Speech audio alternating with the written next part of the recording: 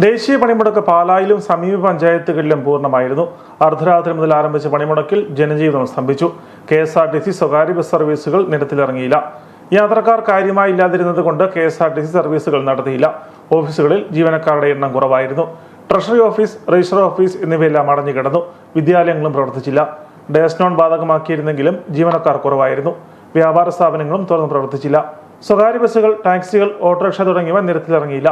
സർക്കാർ സ്ഥാപനങ്ങളിൽ ഹാജർ നില കുറവായിരുന്നു. സ്വകാര്യ വാഹനങ്ങൾ നിരത്തിലിറങ്ങി. പാൽ, പത്രവിതരണം എന്നിവയ്ക്ക് തടസ്സമുണ്ടായില്ല.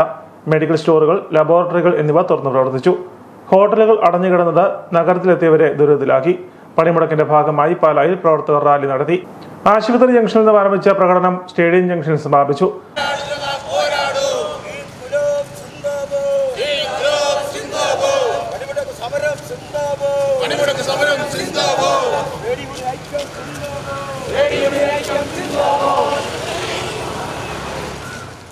റാലിക്ക് ശേഷം സ്റ്റേഡിയം ജംഗ്ഷനിൽ നടന്ന സമ്മേളനം CITU ജില്ലാ ജോയിന്റ് സെക്രട്ടറി ഷാർലി മാത്യു ഉദ്ഘാടനം ചെയ്തു.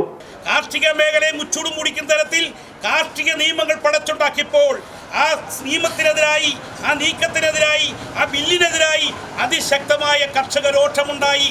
നമുക്കറിയാവുന്നതുപോലെ ഇന്ത്യയുടെ ഏറ്റവും വലിയ ധനകാര്യ സ്ഥാപനമായ, അല്ലെങ്കിൽ ധനകാര്യ മണ്ഡലമായ, അല്ലെങ്കിൽ ധനസ്രോതസ്സായിട്ടുള്ള ഇന്ത്യയുടെ മഹാരാഷ്ട്ര സംസ്ഥാനത്തിന്റെ തലസ്ഥാന നഗരി ബോംബെ പട്ടണം നിശ്ചലമാക്കുന്നതിന് വേണ്ടി 86 കിലോമീറ്റർ നീളമുള്ള ദൂരമെല്ലാം നഗ്നരായി നഗ്നപാദങ്ങളായി നടന്നു വന്നിട്ടുള്ള ആബാലവൃത്തൻ കർഷക ജനത അങ്ങനെ ബോംബെ പട്ടണത്തിലേക്ക് പ്രവേശിക്കുമ്പോഴാണ് അന്ന് മുഖ്യമന്ത്രിയായിരുന്ന ഫട്നാവിസ്, ഇന്നും അയാളാണ് ഈ മഹാരാഷ്ട്രയുടെ മുഖ്യമന്ത്രി. അയാൾ അവിടെ ഓടിച്ചത് ഏത് വിധേനയും ഈ പറയുന്ന ആ ആബാലവൃത്തൻ ജനങ്ങൾ പങ്കെടുക്കുന്ന ആ കർഷക മാർച്ച് ഒരു കാരണവശാലും ബോംബെ പട്ടണത്തിലേക്ക് വരരുത് എന്ന് ആവശ്യപ്പെട്ടു. എന്തുകൊണ്ടാണത്? ഇന്ത്യയുടെ ധനസ്ഥിതി നിശ്ചയിക്കുന്ന രംഗത്ത് ഇന്ത്യയുടെ ഓഹരി കമ്പോളങ്ങളുടെ ആകെ കുത്തകയായ ആ പട്ടണം ഏഷ്യയിലെ തന്നെ ഏറ്റവും ജനസാന്ദ്രതയുള്ള പട്ടണമാണ്.